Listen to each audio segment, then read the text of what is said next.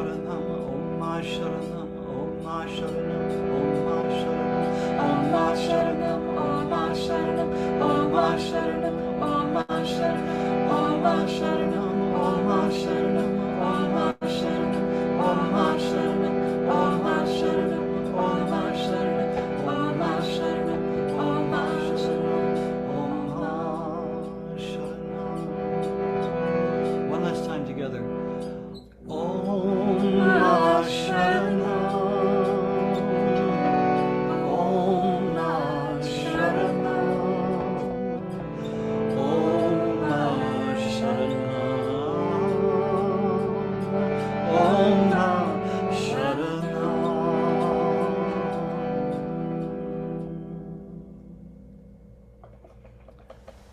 So let's stay quiet and just feel Ma's presence with us and deep in our souls. Like that saint said, she's the ear of our ears, the eye of our eyes, the breath of our breath.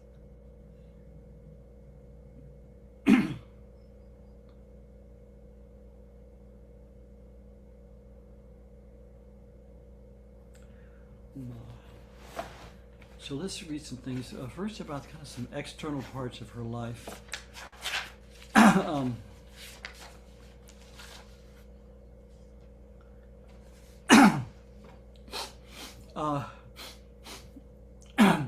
If people are familiar with Patanjali, Maharishi Patanjali, who wrote the Yoga Sutras probably 1,000 years ago, it's considered the basic text of yoga.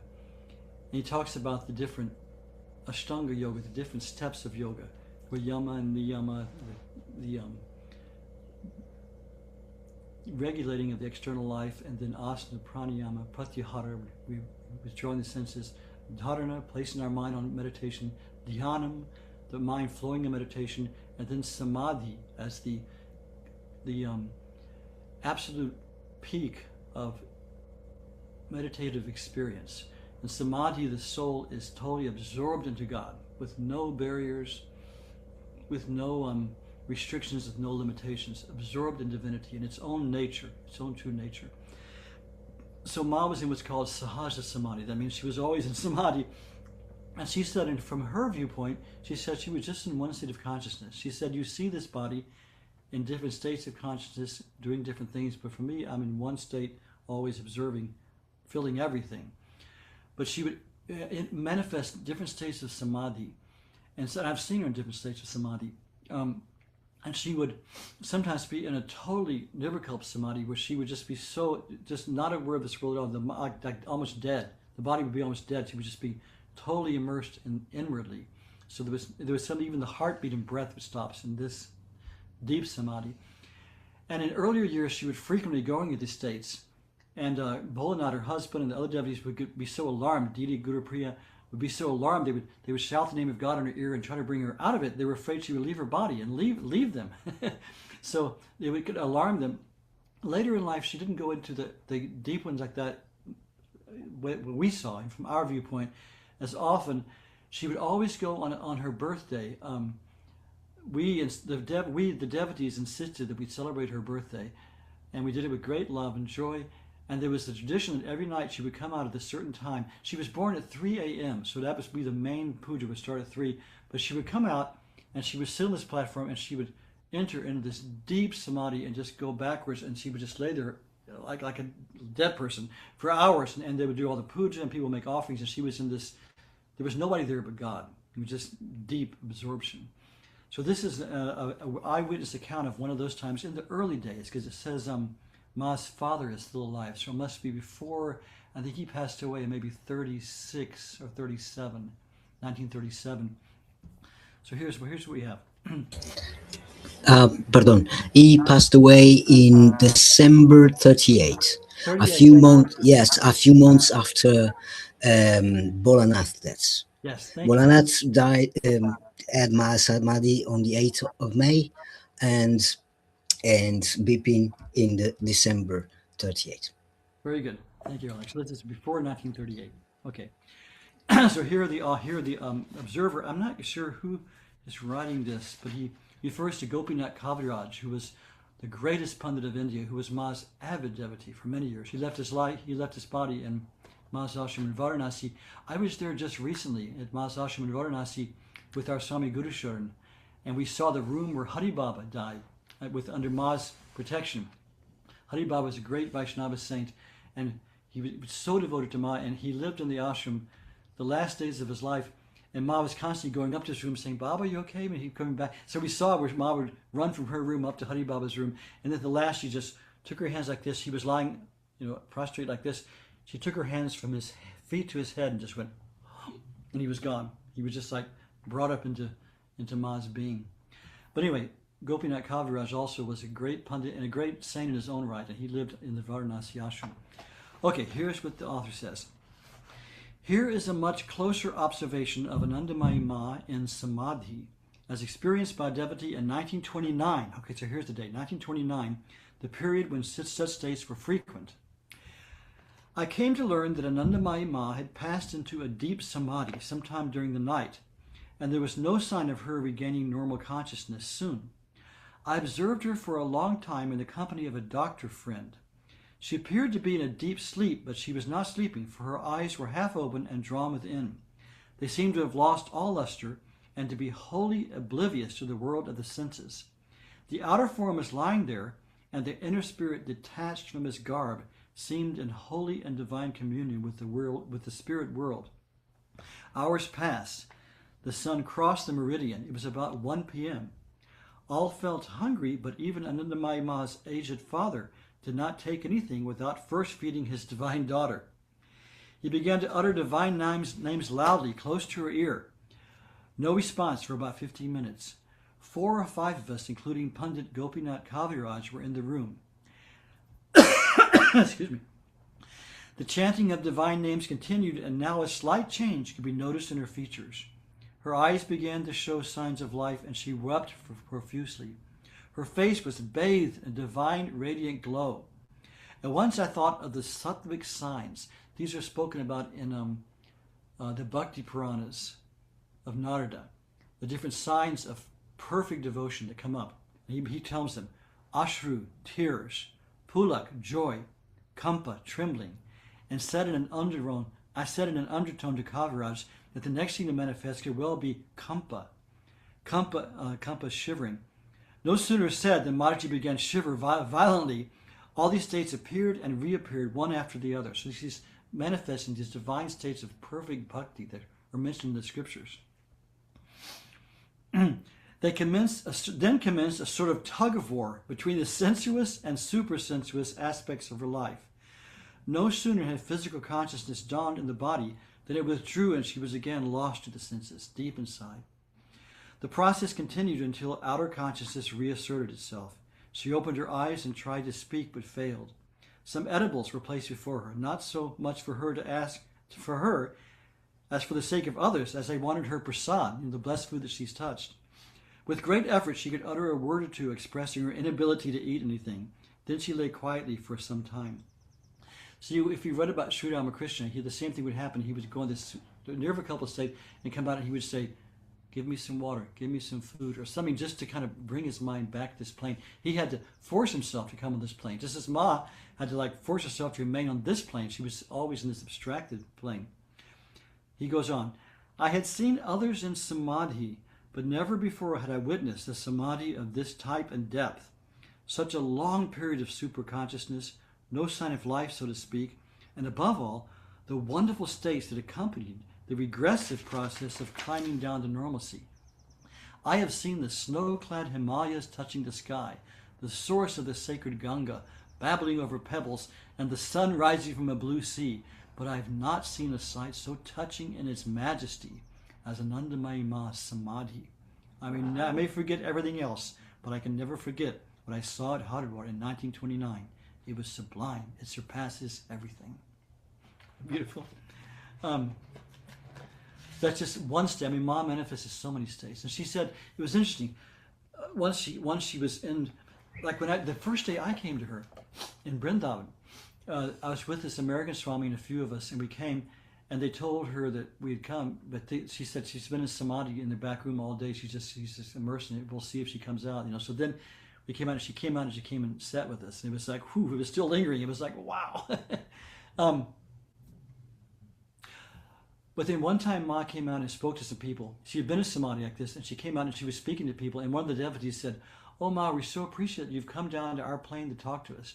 And she said, "No, with this body, there's no coming and going. There's no higher or lower. This body feels all things at all times. So there's no feeling of coming to a higher or lower with this body."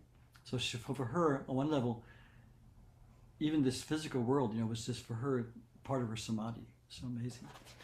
So let's see another interesting. This is more of a human part of her life.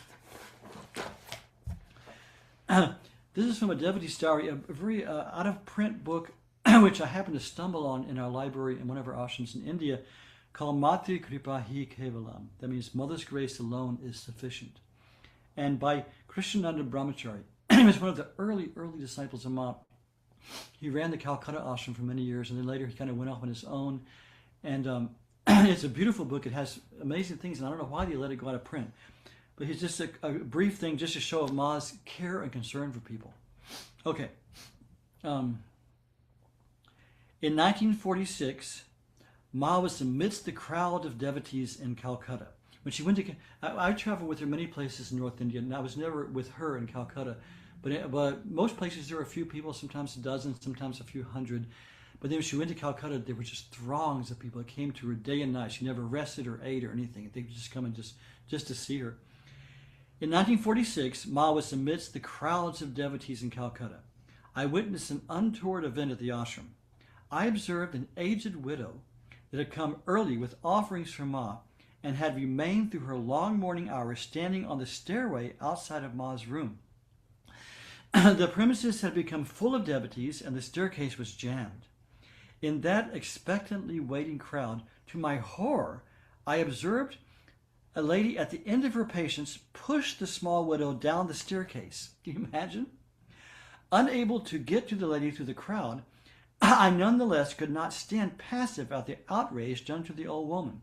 So I forced my way into Ma's room through the back door. Ma was engaged in private discourse with aspirants seeking her guidance. On hearing the details of what had taken place, she ordered me to bring that elderly widow to her by any means. I informed her of the difficulty of finding her in the crowd, but Ma replied, "Go, and if she declines, hold her by the hand and lead her here. Do not delay."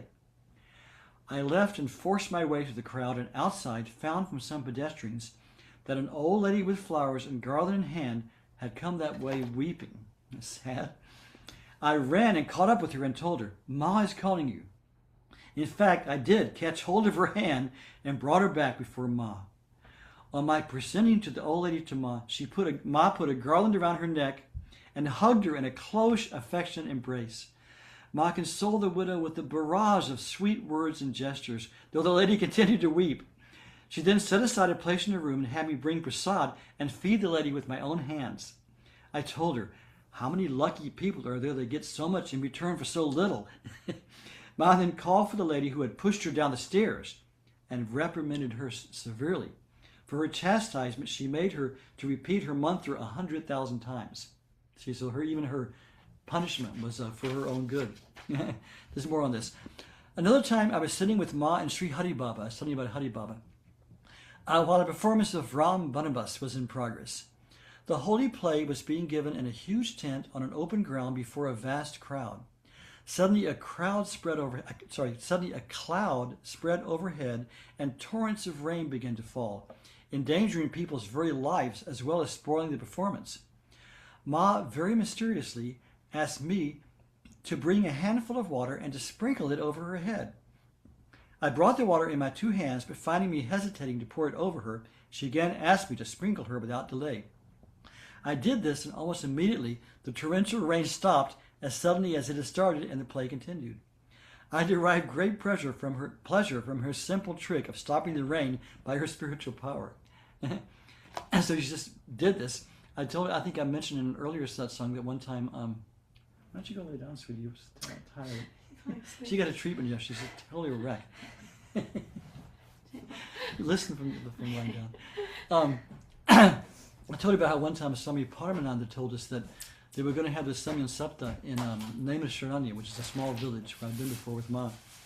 And he went to check out the accommodations, and he found it had been flooding for several days, and there was almost waist-high water, knee-high to waist-high water over the entire property. So he came back and told Ma, And Ma said, continue your preparations. And she asked one of her brahmacharinis to bring her a big glass of water. And she drank the whole water down like this, and she said, Bas, that's it, good. Next day, Swami Paramananda went back, and he found all the water was gone, and the ground was dry. The ground was dry. Ma literally drank the excess water. One more thing here. This is the same Swami, so Brahmachari Krishnananda speaking. On one particular evening, Ma asked everyone but a few close attendants to sleep inside instead of close to her in the pandal. I was allowed to stay close by her grace. At that time in Calcutta, one of her noted devotees was very seriously ill. Telegraphic correspondence had been going on, but no message suggested any change for the better. During the night, as Ma was reclining on her cot, the soul of that devotee arrived, and in plain view of all of us stood by Ma's cot. At the sight of this apparition, Chitra is one of the Ma's girls, at the sight of this apparition, Chitra and a few others shrieked out in terror. Ma therefore sent them to their apartments. Then Ma folded back her bed a little, and the soul sat down beside her. Isn't that sweet? Then Ma began to talk with the soul as if she were talking with someone alive. Having received her blessings and guidance, the vision disappeared as we watched. Early that next morning, a trunk call message announced that the said devotee had expired at 1 o'clock in the night. All are guided by Ma. So see, I read these things, just to show that first Ma cares about us, knows of us, and then she's capable of anything. She feels everything. In our life, in our death, we can depend on her to be there. Yeah. And now one last thing I want to give, kind of instructions that Ma gives, which is very important.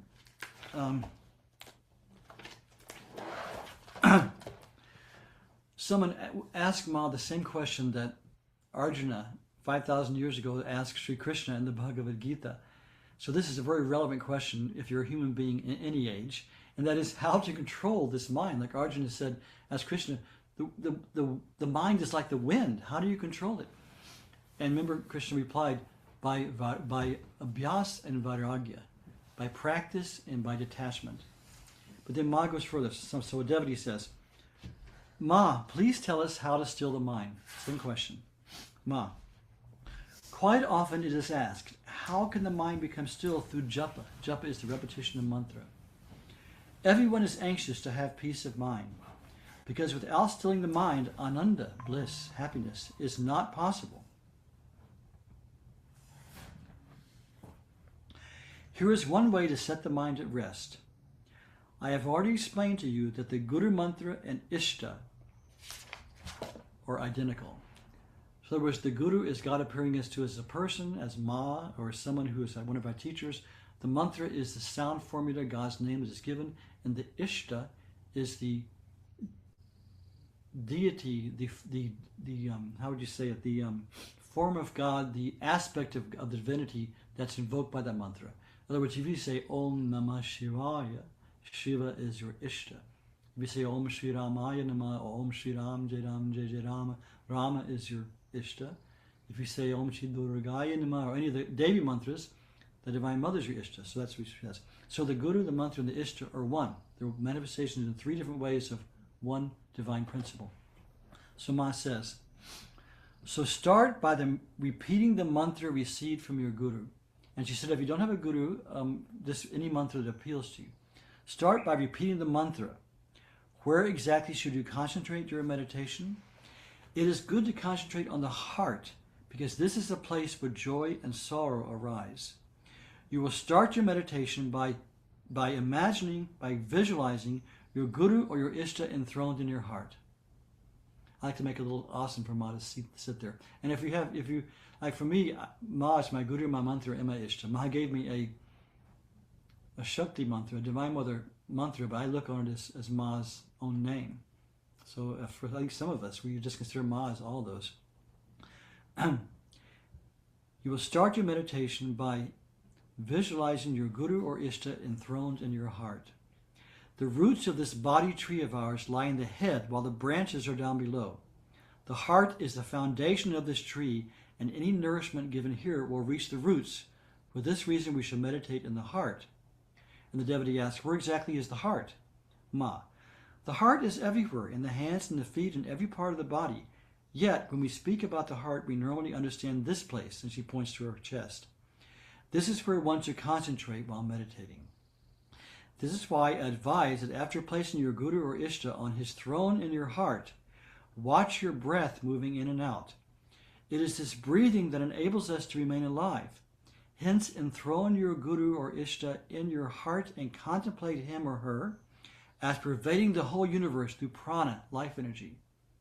So you're throwing them and you're watching the breath and you're thinking of the Guru through this very prana you're breathing. What makes you breathe is going through the whole universe. The Guru is all pervasive, so one should perform japa of the mantra received from the Guru and simultaneously watch one's breathing. The benefit derived from watching the movement of one's breath while practicing japa is that the mind becomes calm. Because breathing implies movement, it is a little easier to tie the restless mind to it. Another advantage of this practice is that it can be performed anywhere at all times.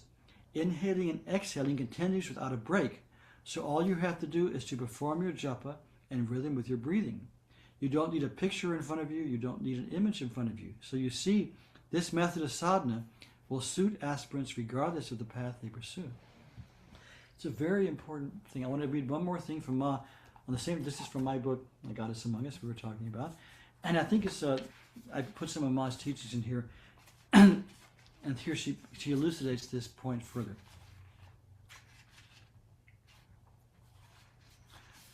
Okay, she says, continuing on the same subject, through breath energy, consciousness pervades matter.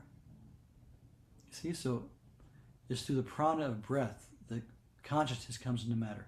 Through breath energy, consciousness pervades matter. Everything that is alive breathes. When breath stops, one dies. Physical life depends on breath. Through prana is the life force going through the body. Through prana, matter becomes alive. Desires and a wandering mind make the breath impure. Think about that thing, that's interesting. Desires and a wandering mind make the breath impure. And that's going to cause disturbance to the mind anyway. Therefore, I advise the practice of concentrating on breathing combined with taking any one of God's names, whatever mantra you use. If the breath and the mind become one-pointed and steady, then the mind expands to infinity and all phenomena are included in that one all-inclusive point. Just for this one practice, consciousness expands. If you think of God with the breath, it will purify the prana, the physical sheath, and the mind. If you breathe while thinking of God's name, you will feel the call of His grace. And she goes on. The self or God, which are identical, are unknowable to the ordinary intelligence. But He is not unknown to us as the life breath. So Ma is saying that the very life breath is God Himself, God herself. It's the Divine Mother who's actually breathing us. Let's start again. The self or God is unknowable to the ordinary intelligence, but He is not unknown to us as the life breath. If one uses the rhythm of one's breathing as a support in meditation, this increases one's power. Therefore, one should daily sit in a meditative pose in a solitary place and turn the mind inward and repeat the mantra in rhythm with one's breathing, without straining, in a natural way. When through prolonged practice the name becomes inextricably linked with the breath, the body quite still, one will come to realize that the individual is part of the one great life that pervades the universe, which is the goal of our sadhana. So by this simple method, Ma talked about many things, but this is the thing she really emphasized most, the name of God in some form, and she always said, say it with the breath. And it's, I can tell you through my own many years of experience, it's very effective. The breath starts to vibrate with the name, the breath goes back, the mantra goes deeper and deeper with the breath. It's really an amazing experience.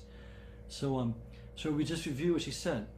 We sit quietly in the moment, bring our mind in the present moment.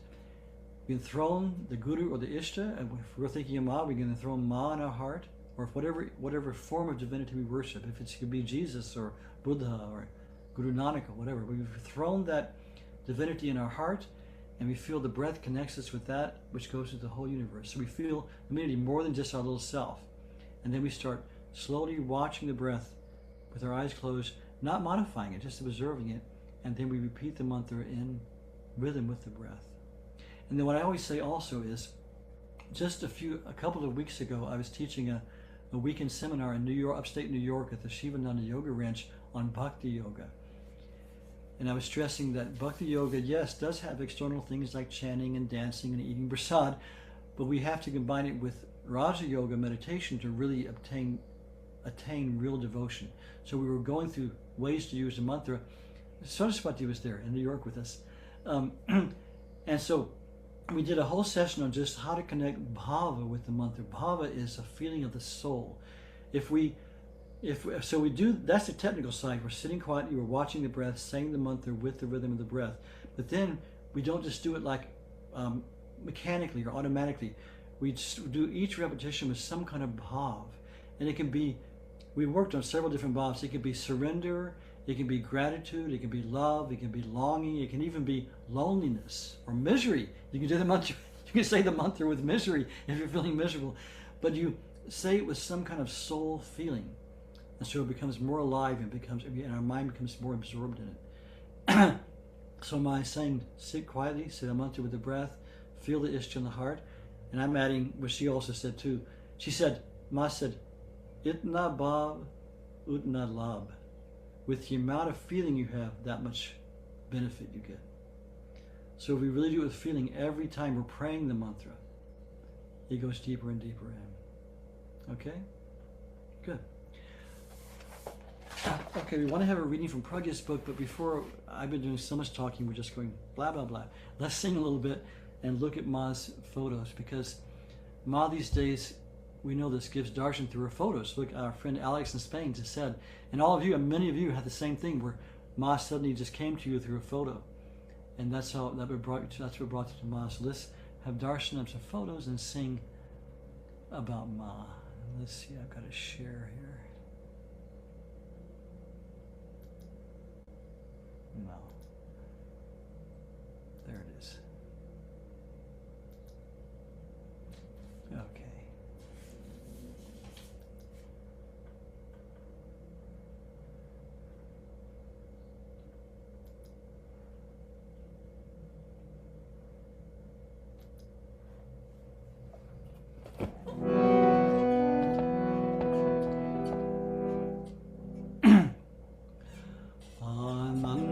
Anandamayi, Chaitanyamayi, Karunamayi, Parameshwari.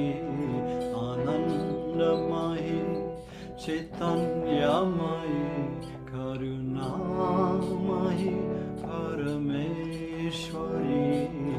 Anandamayi, Chaitanyamayi, Karunamayi, Parameshwari. Anandamayi, Chaitanyamayi, Karunamayi, Parameshwari. Hey Ma, hey Ma, hey Ma.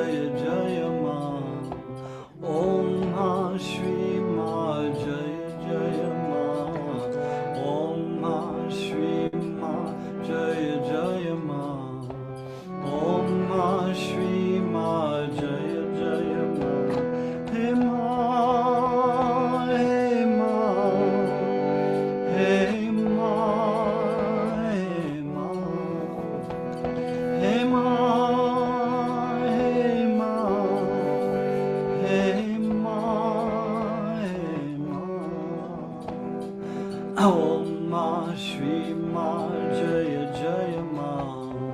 Om Ma Shri Ma Jaya Jaya Ma. Om Ma Shri Ma Jaya Jaya Ma. Om Ma Shri Ma Jaya Jaya Ma. Om Ma Shri Ma Jaya Jaya Ma Ma. Om Ma Shri Ma Jaya Jaya Ma. Om Ma Shri Ma Jaya Jaya Ma. Om Ma Shri Ma Jaya Jaya Ma. Om Ma Shri Ma Jaya Jaya Ma. Om Ma Shri Ma Jaya Jaya Ma. Om Ma Shri Ma Jaya Jaya Ma.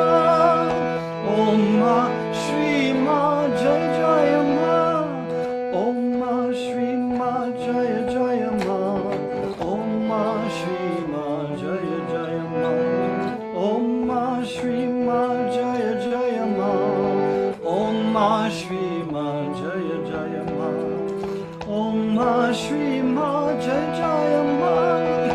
Om Ma Shri Ma Jaya Jaya Ma. Om Ma Shri Ma Jaya Jaya Ma. Om Ma Shri Ma Jaya Jaya Ma.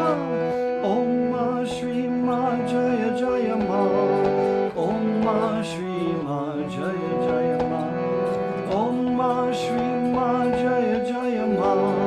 Om Ma Shri Ma Jaya Jaya Ma. Anandamayi Chaitanyamayi Karunamayi Parameshwari. Anandamayi Chaitanyamayi Karunamayi Parameshwari. Hey Ma.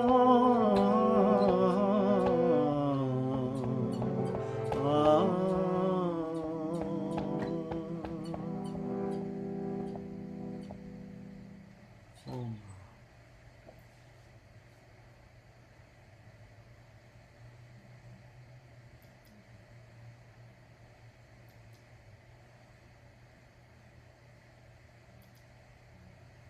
So wonderful to see Ma's photo, spacing for many, many years. We have photos from her earliest days up to the last day of her life.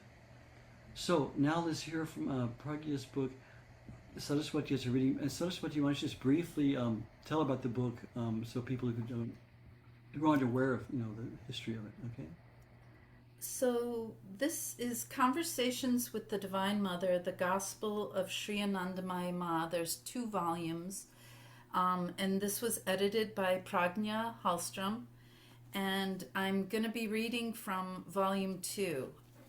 And this is, so there are a number of tapes that Pragya spent a number of years transcribing, and so this is from tape number 91 from the Sanyam Saptaha in Rishikesh in 1980, in November 15th through the 22nd of 1980.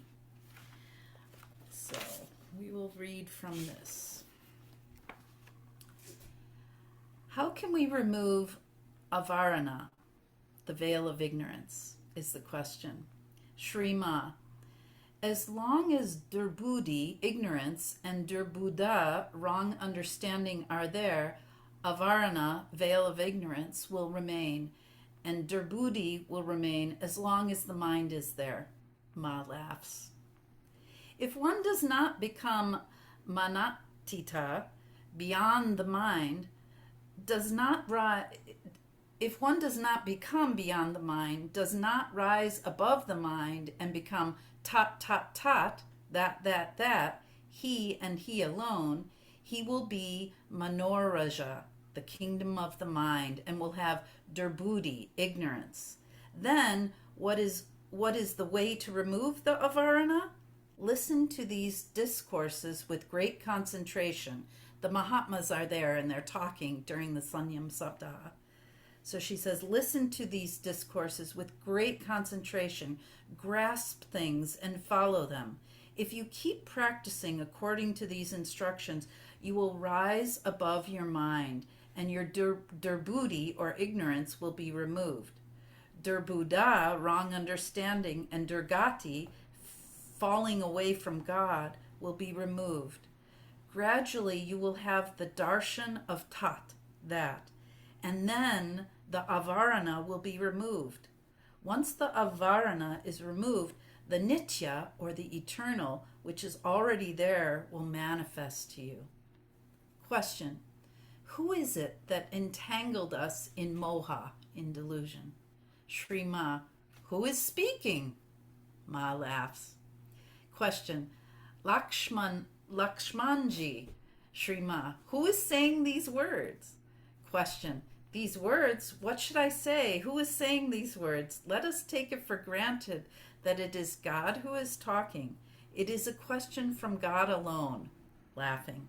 Shri Ma: where has this question come from? Questioner: it is a question only from him? Shri Ma: then go to him and say, Hey Bhagavan, Hey Bhagavan, Hey Bhagavan.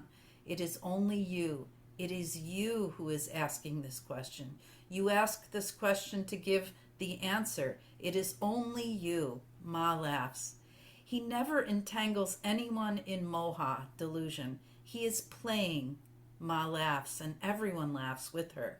It is also his play that he came in your form today and asked this question to this body. Questioner: then it means that all this moha, delusion, and mamatta, mindness, is only his play. Shri Ma: it is that which is nashavan, the destructible. What is nasha? It is na and sa equals not he. Anything that is not in his form is nashavan. That is nashta. Nashta equals na plus ishta, not desirable. Nityatva, eternalness, has no place here. You cannot say what is to happen in the very next second in your mind. I want to say that again. You cannot say what is to happen in the very next second in your mind. This is the work of manas, mind. It also has come from the same source from where you have come. Ma laughs. Parabrahman, supreme reality. Atma Svarupa, God as the self. Jnana Svarupa, God as knowledge. They are all nitya, eternal, and he alone. There is no place for doubting or questioning. It is the place from which you have been created. Jiva, the bound soul, and Jagat, the perpetual moving world, are part of this world. Rupa and Arupa, form and formless, are all his creation. Questioner: Ma, it seems to me that the question itself is wrong. It should have been like this. In what form have you entangled us in this moha, delusion? Shri Ma: whatever you say. Ma laughs. What is not in you? She asks. Questioner: yes, Ma, we contain everything. Shri Ma: Baba, you will be able to hear as you play. What is not there within you? Ma means Bhagavan. Tumi mata tumbi pitta tumbi bandhu Saka Swami. You are mother, you are father, you are my brother, my friend, my Lord. You are Bhagavan, the Lord, and Bhagavan is all. As long as we think in terms of Jiva, Jagat, and Manas, the bound soul, the moving world, and the mind, everything is different and separate. When some people sit in mauna, silence, outwardly they are silent, but inside their minds are stirred up. God is in all forms, good and bad. Everything is moving when it comes to this vigraha, image of God. So nothing, or is, or whatever you say, it is he alone. There is nothing different from him. There is no question of here and there. Baba, please tell this body if she is right or wrong. Baba, Bolo, speak. If Baba says that this body is right, then she is correct, right? Ma laughs ferociously, and all join. Questioner. Because even yesterday, Swamiji declared that Ma is Brahmanyani, one who has knowledge of Brahman or ultimate reality. Shri Ma, whatever this body said yesterday, Baba, she takes it back. This is a small child. Please forgive this body. This body may look big, but she talks like a baby. Ma giggles. Baba, what did you say? Shri Ma, this body said yesterday, then prove it to be so. She should not have talked like that. She should not talk to Baba like that. Please, Baba, won't you forgive this small child? Lots of laughter. Jai Ma.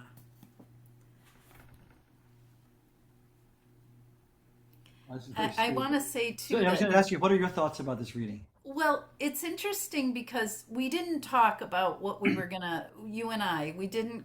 But it's as always, these readings tend to intertwine. Yeah. And you talked about the vast and empty, or the reading from the first reading, the mother of Aurobindo said that vast and empty like the sky, right? And then later, that we find Ma in the inner recesses of the heart, beyond the anxiety, beyond the questioning, beyond reasoning, beyond having almost like a narrative of our lives. It goes beyond that. And I just think that all these readings are sort of helping us to still go about doing the thing that we have to do, right? Arjuna needs to do the thing that he has to do, and so do we.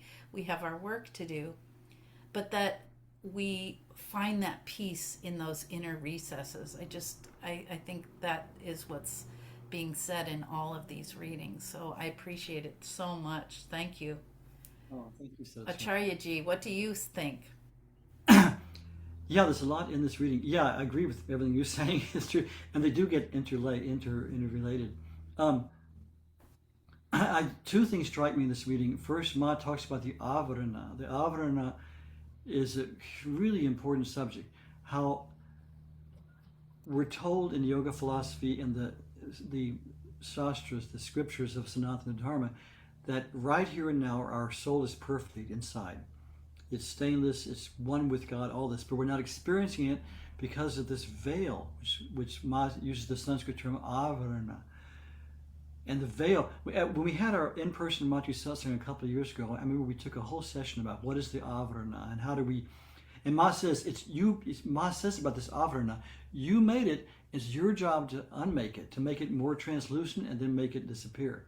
It's very interesting. There was one reading where she said that real clearly. It's our job to get rid of the avarana. So the avarana is made up of the restless mind, the desires, the thoughts, the ego, the clinging to separateness, all the ignorance, all the adharmic, that's unrighteous thoughts and actions we've done, add to the thickness of this avarana. And the way we get rid of it is we start doing dharmic actions. When we do righteous actions, when we're selfless, when we're giving, when we're doing our sadhana especially, every day our daily sadhana, it makes that avarana, that curtain, more translucent so the light of the soul shines through, and eventually we go through it. And that's why that method of meditation that Ma was talking about earlier in the reading is so important, because in America today, a lot of people will say, oh yeah, we meditate every day. And I'll ask them further, they say, oh, I have this app, and I listen to this guided meditation. It makes me think of a river and mountains, and I'm in a happy place, and I'm seeing little birds flying, and that's my meditation. And any kind of meditation is good if it helps still the mind a little bit. But the aim of meditation is to pierce that avarana and go through to the self. And like they say, if you buy a product from the internet, it's tried and true. Money back guarantee it's going to work. I don't want to use a meditation that would just toss me around in some stream. I want to use a meditation that has been tried and it works. This mantra meditation that Ma talked about has been used literally by millions of people for untold thousands of years and worked. Every generation in India has saints. Why? Because this type of meditation works. So the mantras were revealed by God. They're revealed sound formulas from God, of God's name. And they were taught to us by the rishis and by great yogis who saw them in their meditation. And when we do like Ma suggested, joining in with our breath, doing like this, that the mantra is resounding on the other side of that avarana. The mantra is always in the soul of every person. And when we pulled it through the veil and we attached our minds and our lips and our breath and our mantra and our mind to it, we speak it or we say it mentally, it's by nature it will pull us back through that veil, that avarana. So it's a hugely effective meditation that's been used, like I say, by so many people in so many generations, and not just in Hinduism, in Sufism, in Eastern Christianity. They use the Jesus prayer, and the ancient fathers, God revealed to them the same thing, that you use, they breathe this mantra, Lord Jesus Christ, have mercy on me, in and out of the heart, exactly like a yogi. They didn't learn it from India. God revealed that to them because it's an eternal truth. So this mantra meditation is the way to pierce that avarana. But also, this is a good example. This talk is a good example of how Ma would play with words. First of all, the interchange. I've been at some saptas with Ma, and the interchange in the evening was very lively and joyful. And people would ask Ma questions just to bring her out, or even like to play with her, just to get them to see what she would say. And there's a lot of joking, so it's this playful interchange. But also, she would play with Sanskrit words in very interesting ways to make points. This plus this means this. And kind of dissect the word etymologically and show how it shows a very profound truth if you combine it in this particular way. And Ma did that a couple of times in that reading. So yeah, Ma is there to bring us through. Good. So we have some time. I would like to open up the... Saraswati, do you have anything else to say about the reading or anything else? Share anything? Anything you want to share? No, that's wonderful. Thank you so much, Acharya-ji. I loved that avarana. That's so beautiful. Thank you for that. Yeah, Ma talked about that a lot. And see, it's interesting. You have what's now called the Neo-Vedantists. I usually don't talk about people, but this I warn people about this. The Neo-Vedanta is this movement that's arisen in the West recently of these people who think they know it all. They say, they take this ultimate truth, you are already realized. And it is true. Like Ramana Maharshi said, you realize you just have to train the mind to stop thinking it's not realized. That is the truth. But they say you are already realized. You don't have to do any sadhana. And I can tell you names of teachers who say this. Don't do any sadhana because you're already realized. That's like a doctor. You come to a doctor. I think I mentioned this in that retreat the other night. It's like coming to the doctor and your body is riddled with cancer, and he just says, oh, you are the embodiment of health. You're going to die of cancer. So a doctor who can't diagnose the problem and thereby give you the correct solution for that and correct medicine for the problem is a lousy doctor. A teacher who can't diagnose the problem, yes, we're already realized, but we don't realize it because of this avarana. So the fact that Ma talks about this so much, she's diagnosing our spiritual illness correctly, and then she shows us the way to get through it. So those people who just give this, they confuse this ultimate truth with the relative truth. We are already realized, but that's one truth. But also we're not. That's another truth. And they're simultaneously, paradoxically, both true. Because of this avarana. So Ma diagnoses the spiritual illness so thoroughly and clearly. And then she shows how to get through it, how to pull through it. So yeah. Anybody have anything you'd like to share on the subject of Anandamayi Ma? Let's not get off the subject. We're talking about Ma, her teachings, how she's affected us. Let me ask Alex in Spain if he's still with us. It's the middle of the night there now. But did you want to share some more, Alex? I was loving hearing your earlier sharing. I had answers. I had questions, but have been answered because they were about concentration and meditation. So, in the perfect Anandamayi Ma style, I didn't needed to ask because I was answered. So That's really funny, and it's so true. I have the head of our ashram in Omkareshwar, where I lived many years in India. He said he would time after time go to Ma with all these questions, and he would hear her telling somebody else this and that. It wouldn't answer all their questions, all these questions. Exactly. And I find the same while I read. Like sometimes I got some question that I would like to ask Anandamayi, and I don't know, the day after I'm reading and I got the answer. So it's magic. It's true. We talked about the one time how if we see, I'm going back at this retreat we taught a couple of weeks ago. A lot of ideas came up during that. Ma talks about how it says in the Gita, Krishna says in the Gita, all beings are equal to me. I don't love some more than others. I don't hate some.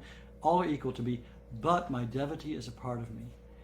So when we tune into God as a devotee, so we're specifically talking about Ma here, when we tune our our minds and our hearts to Ma, we open our life to this beautiful spontaneity. That Ma will just be there. Again, it's up to Ma is always there for us. But if we tune our minds to her, we're saying her name, we're thinking of her, reading her words, we'll find that these answers will come again and again in our thoughts. I was one time in this one ashram going through a real time of trouble. In my own mind and heart, I was thinking of leaving, and it was just things were going on I was not happy with, and I didn't know what to do. I was really wondering. So I wandered into the library sometime in the middle of the night. I couldn't sleep, and I was just thinking, let's read some book. And so I looked down, studied this one little book, literally just like started shining. It just went boom, like a flashlight was sunny on it, So I picked it up, and it was Ma's words, and I opened it up right to the word of the words, and the saying that opened up was the exact answer to what I needed to know. So you'll find so many things like that where Ma would just be there for you. And if you really analyze it, there aren't coincidences. Ma had this very interesting way of working. She never did anything. She was there in the middle, and everything fell into place spontaneously around her, really and truly. Like when we were traveling with her, like things would happen throughout the day, of just these amazing coincidences. At the end of the day, you realize, oh, Ma was just opening up everything for us, and she still works that way. She still just and the thing is, it's a mutual job. If we stay in tune with her, we will just be guided in these small things day by day, as I'm sure you've seen, Alex. Yeah. Did you have anything else you want to talk about, Alex?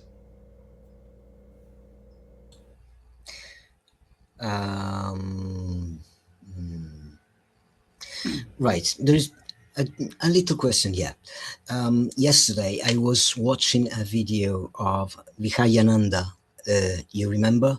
It's one of the last devotees and of Anandamayi. He was staying at the Almora and Dolcina ashrams at the end.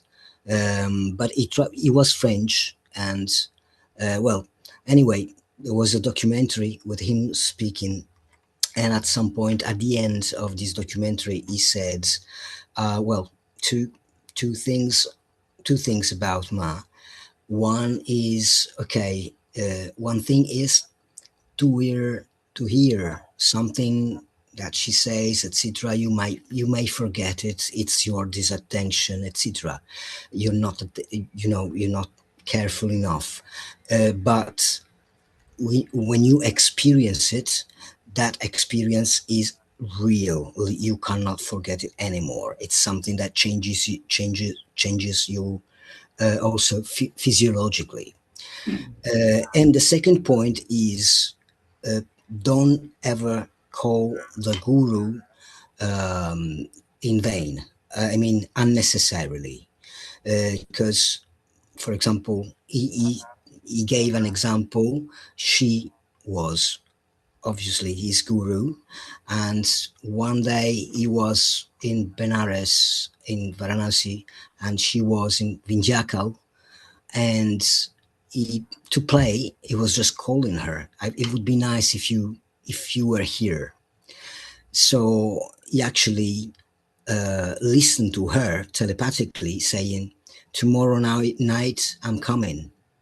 So she came to Benares the night after, but she was very not angry, but she was severe. She just stayed for his pranam, and then she went out to the Kanyapet, and the day after she left, as saying, don't ever, don't ask, don't call your guru in an unnecessary way. Like travel, just work out your way, follow the instruction, but don't. I don't know. He said something like that. Now, when I do Namajapa, I use her name. I don't use Anandamayi Ma. I use Anandamayi. And that's just the way I do. I don't know. Maybe it's wrong. And if it's wrong, just tell me, I will. But it comes to my mind, since for me, she's also my guru, that if I do Namajapa with her name, I'm equally calling her. So today I was kind of entangled in this, like thinking I do Namajapa the whole of my, all my time, uninterruptedly. But what if this is unnecessary? I don't know if Yeah, I know. I think what you're saying. First of all, I knew Swami Vijayananda, the French Swami, very well. He was a great, great soul, and loved Yeah. Mom wholeheartedly. He was a wonderful, Yeah. wonderful person to be with.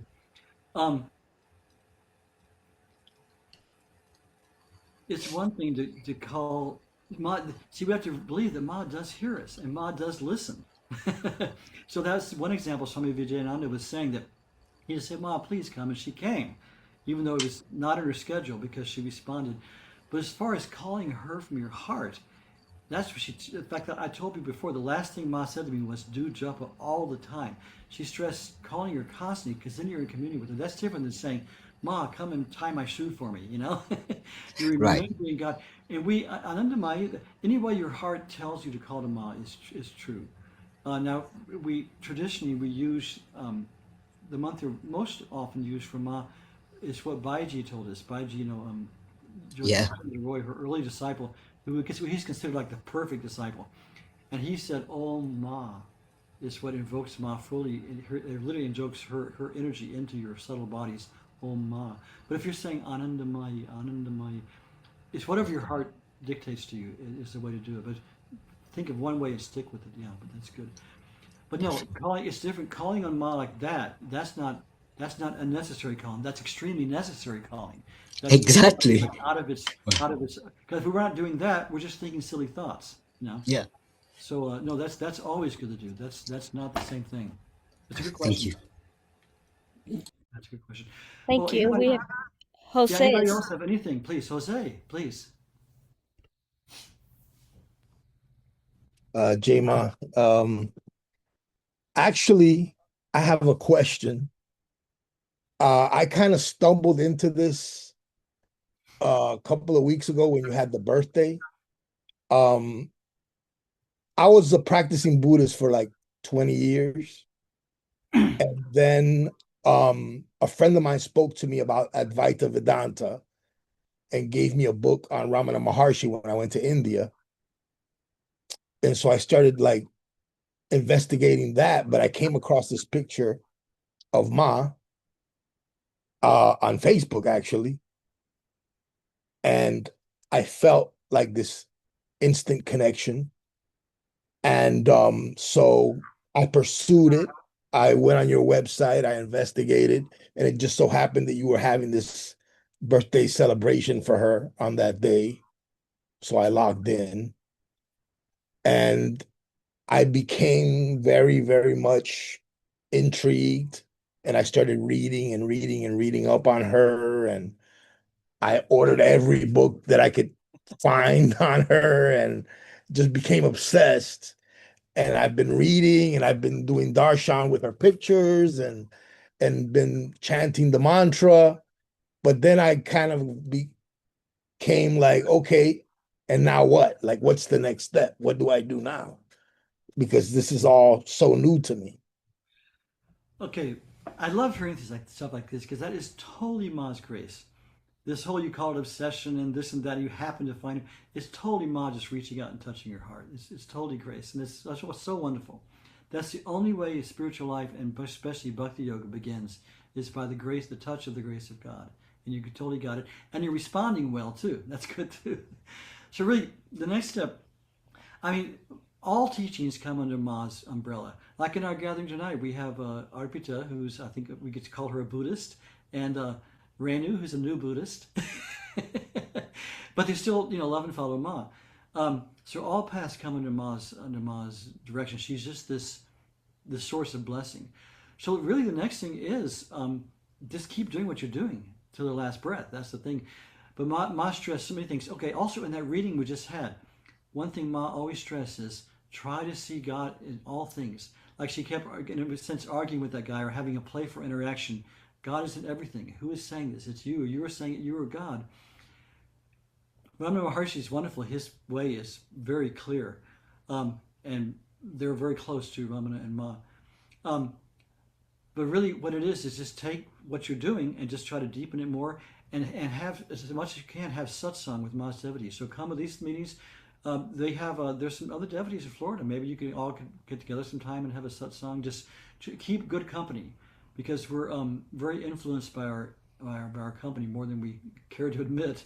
Yogananda said company is greater than willpower. That works both positive and negative. So yeah, you're doing the right thing. Just meditate on Ma, read her words, read about her, think about her, say her name as much as you can. Throughout the day, let her be your companion.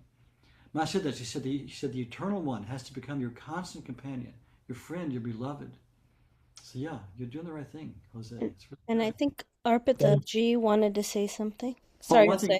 We're going to talk about our in-person retreat in November. If you can come to that at Yogaville, which is just straight north from you, it'd be great, because we're going to have a very intense time just on Ma. Arpita, please, bully it. Oh, okay. All right. Jose, I am a devotee of Anandamayi Ma. I spent time with her in the 70s.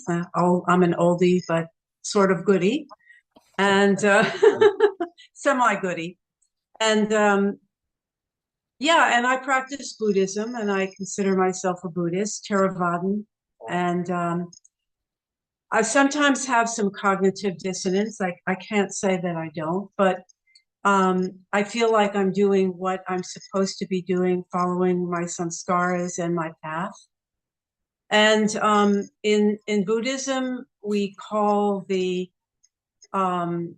soul Buddha nature, so that everybody, like in Vedanta, we were talking about that everything is one and all of that, so that we call it Buddha nature, which you could call it God. And it's just different terms. It's different kinds of ways of looking at basically the same reality.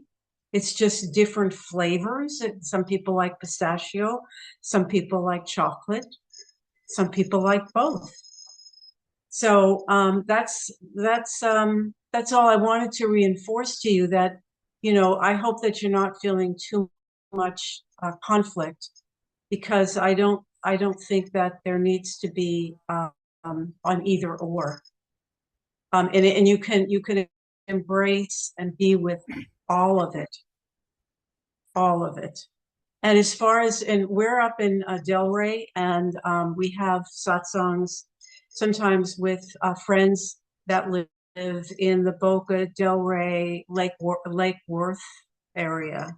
So I know Miami's rather far, but I would, if you're in this area, or if you want to make it up at some point, we don't do it every week in person, but when we do, I can, if you want, you can leave me your email address and I'll give it to Janet, because she's the one that Janet and Dave host it.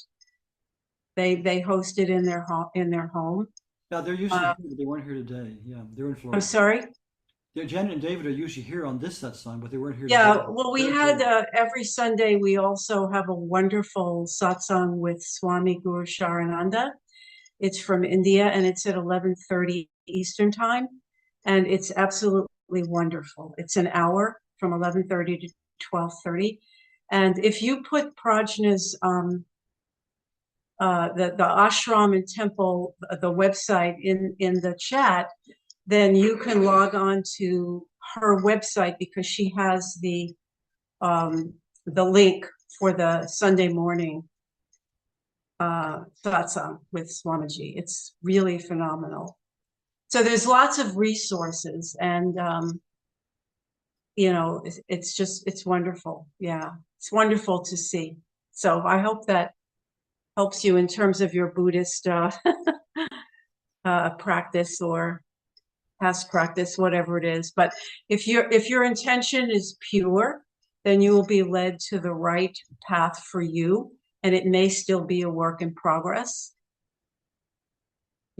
So just listen to your inner heart and follow.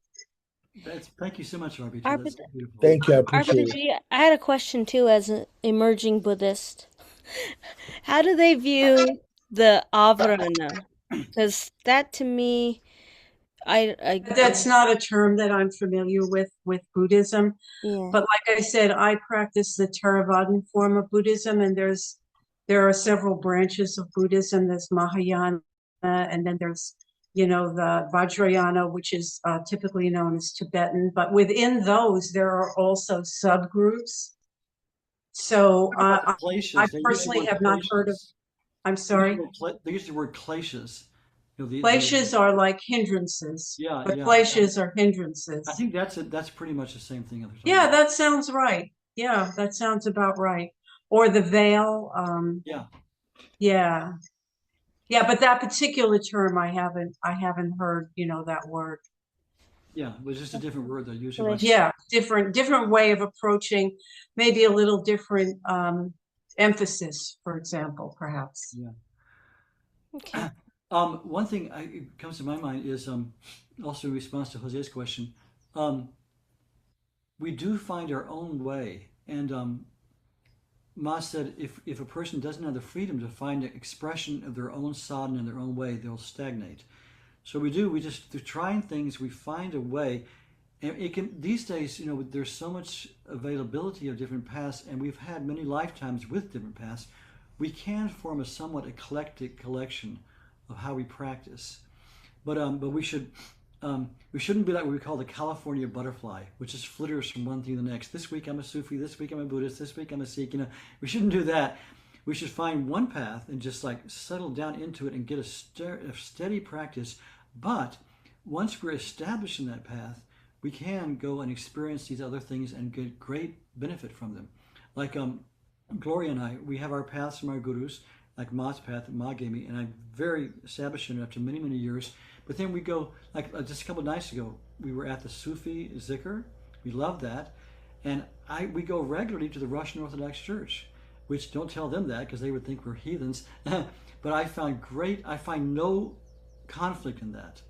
Because I'll get up in the morning, I'll do Shiva Puja, say Gayatri Mantra, do all my chanting to my Ishta Mantra, and then go in and stand in the church and say, Lord have mercy, and there's just, from my side, there's no conflict. The priest may think there's a conflict if he found out about me, but the thing is, because I'm established in my practice, the way Ma has led me, then I can just experience these other things and and take the extract, like the flower, the bee taking the pollen from the flowers. But first become established really in your own practice, and then you can. But all the suggestions from people have been good. Just keep finding these different things. Swami Guru Sharan's satsang is fabulous, and he runs our ashram in India. A dear friend of mine. So yeah, all these great. We have so many through the internet now. We have so many possibilities. So just keep up the satsang. Great, good to talk to you, Jose. Always welcome here. I don't see anybody else's hands up, but just a reminder about the Yogaville. You wanted to. Yeah, because it's about time, right? Oh yeah. Well, first of all, just anything anybody else want to share connected with Ma. We're happy to hear how Ma has touched you. Anything, questions about practice, anything you just feel like sharing with your brothers and sisters, please speak up.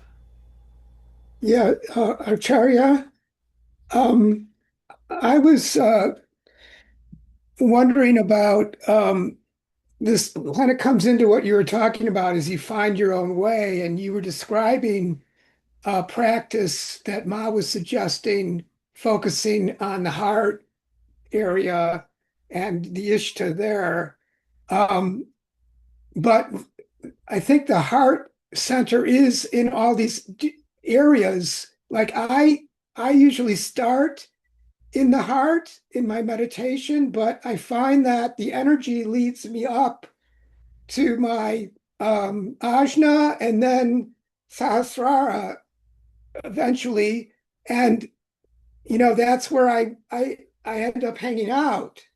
And I do recall Ma saying in Death Must Die that, yeah, you can just hang out in the crown chakra there, and that's fine.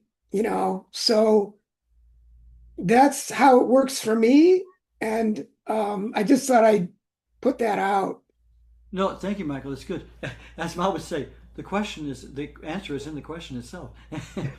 No, she said the very thing that you read. She said it's good to start in the heart, but she said sometimes it happens. You'll go the Agya chakra and to the Sahasrara. If it happens naturally, you just follow it. There's no problem with that. It's very good. But it is. He said the kind of the foundation is in the heart, but it can go up. It can go up, and that's fine. If that happens, that's good. You just follow it. It's super good. Okay, good.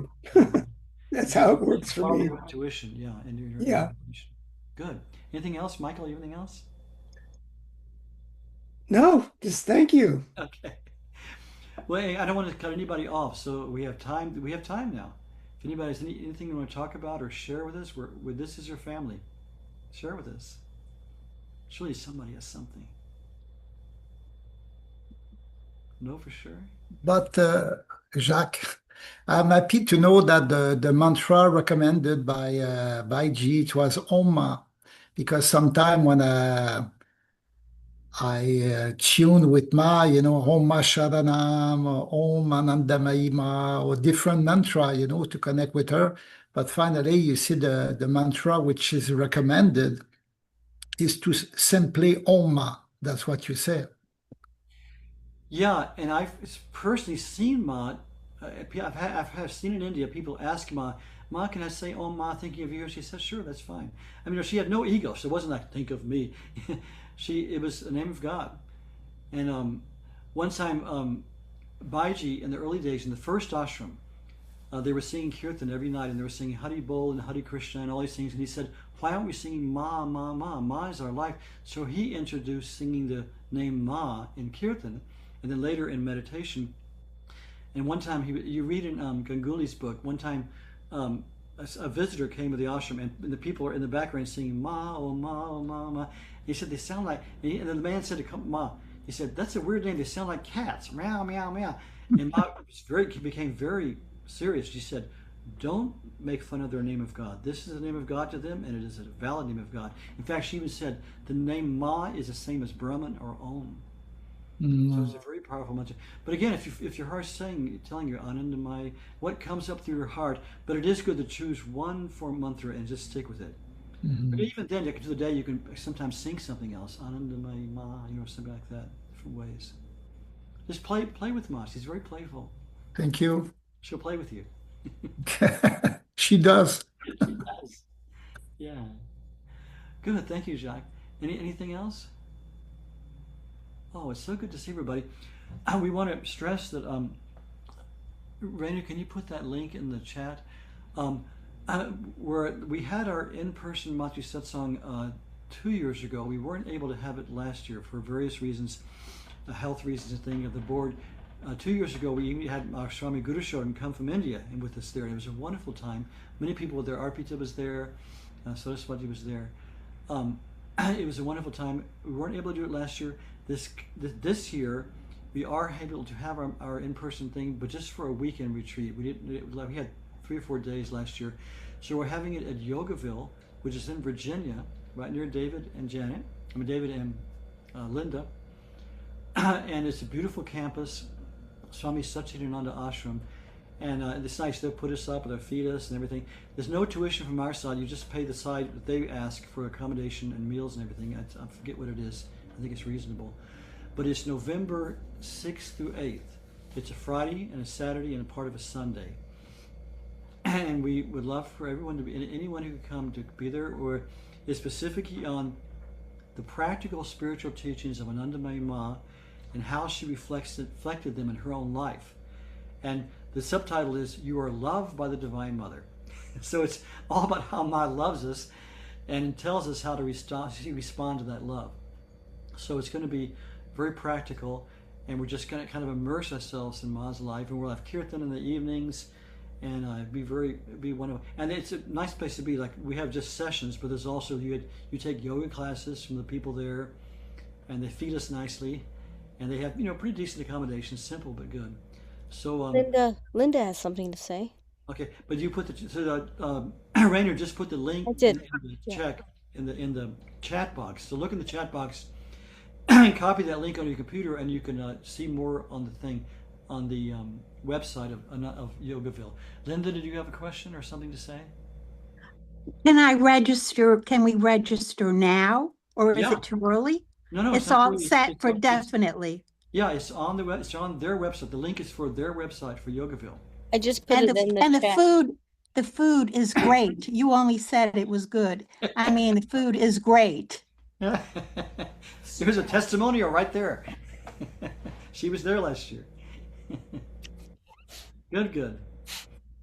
Okay, so we hope to see everybody next third Sunday if possible, and look, put it in your calendar to see if you can make it up to Virginia in November. It's going to be a wonderful time, and we can be together in person. Okay. Yeah.